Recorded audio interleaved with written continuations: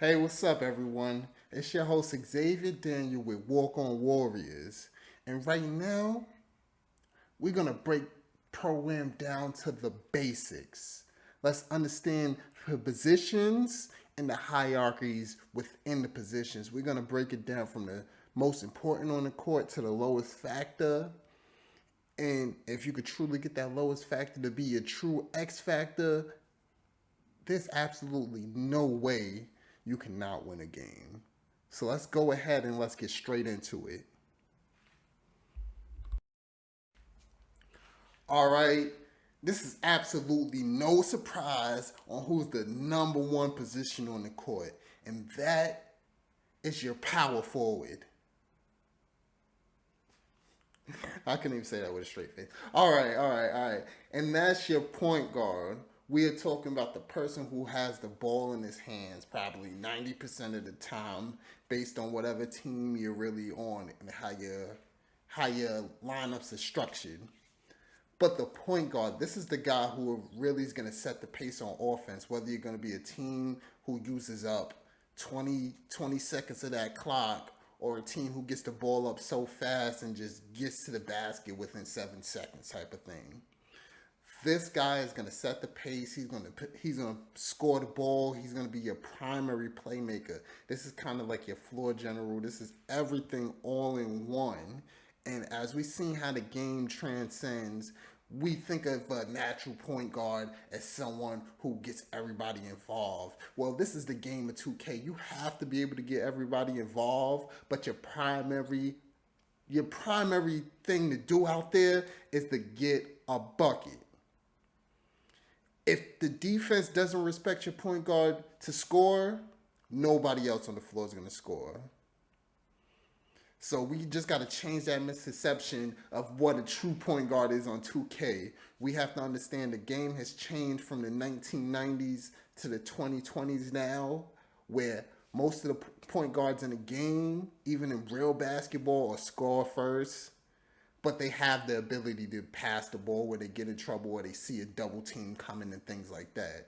So that's really what we are in 2K, and we have to understand that these true point guards, they could go ahead and be leaders and do this, that, and the third, but we got to understand we're going to see a lot of them at their best when they're dropping 30 points and having at least 10 assists. That's what I want from you out of this pre-draft. You get 30 and 10, I fucks with you.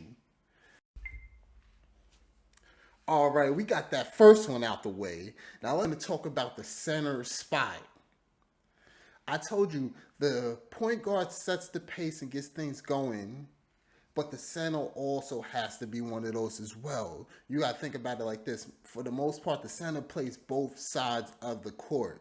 This is your man in the middle. Whether he's setting the screens or he's in the middle playing that defense, this is what we have going on. And for the years and just based on how we play, the center is typically in those positions. There's rare occasions, a few occasions where you have a secondary big, your power forward, who can play, as we've seen in the 2K League, they played more so.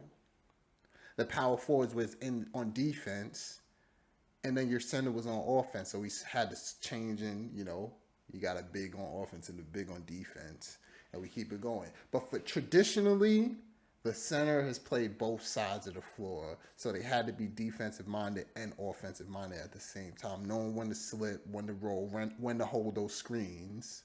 Then on defense, knowing when to step up, and when your lockdown actually has this handle.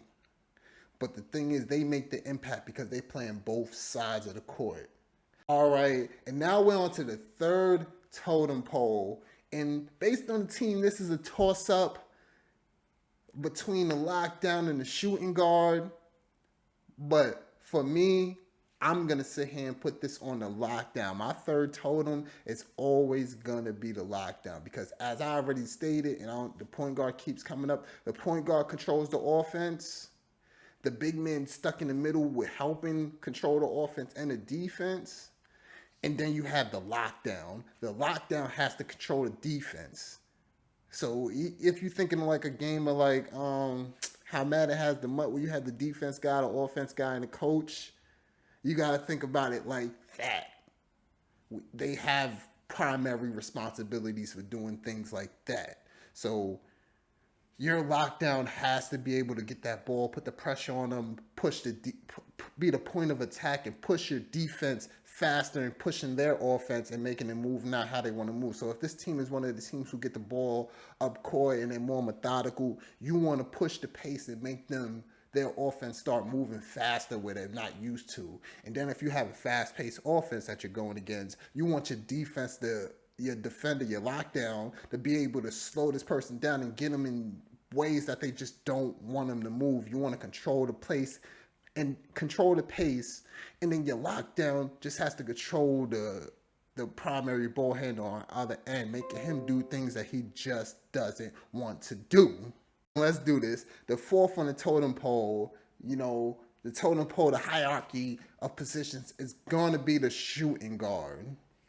This guy has a responsibility to, being that bailout on offense, when it gets down to that last little second. So you need that person to dex and just, hit that man with a little move, and the point guard hit you when you get that three, or at least get a shot up so your point guard don't go cold, is the two guard spot. Well, we see the evolution of the two guards when I first came into community and things like that. I had a friend who, he was a two guard, but he was dribble heavy, so he never really got spots on teams because they're like, yo, you dribble too much, So, but that's what it is now. But when I came in, it was sharps. If you wasn't a sharp on that other wing, couldn't fuck with you. They couldn't fuck with you.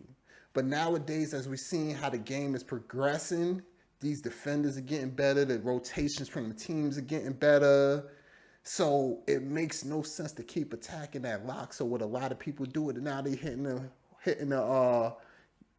your two guard and letting your two guard attack that other two guard or the other point guard who's guarding him, who's not more adept and create and making the team actually move their defense the way that they're not used to, and they just have to adjust on the fly. So this is why this is the secondary offensive guy. So that's why I usually choose them as the fourth on the totem pole, because they don't have the full responsibility of creating plays and making plays for others. Their real job is just to score the ball. But the way the game is moving, you still have to score the ball at a high level and be able to make plays nowadays. So I want y'all two guards to understand that just sitting around and just being that outlet isn't always the thing now. Let's be able to create for ourselves and create shots for others. Because now this dual ball handler thing is becoming a thing. We can't just shoot the ball anymore. Let's evolve our games. And last, but absolutely not least, is our power forwards. I just had a conversation with someone just the other day who plays power forward, and I was letting them know. I'm like, yo, your skill set is easily replaceable. Your skill set is easily replaceable. I don't know why that came out like that. But your skill set is easily replaceable. And he's like, what? He's like, yo, I'm doing everything I gotta do. What do you mean? I'm helping grab rebounds. I'm doing this, that, and the third.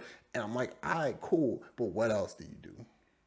Because everybody does that at power forward. They grab rebounds. They try to swing, even if they don't do it too well. Sometimes they just overdo it because they're trying to be like others. But what do you do that makes you different in the spot? You have to be the absolute X factor as a power forward, because this is the position that I play myself. Other people would still regard me as like, big or a locker sometimes at certain points. But I'm just like, I'm just a power forward with multifaceted skill sets. All right, so this is what I'm going to say as the power forwards, man. You're an extreme advocate for the power forwards. We are the last ones on the totem pole, and I'm okay with that because that creates that X factor. They don't expect much from us. They expect us to run corner to corner. And if you run a corner to corner, you ain't doing nothing to help the team. You know what I mean? So that's why I love the evolution of a lot of power forwards actually playing in the center defense and using their speed to actually be a game changer.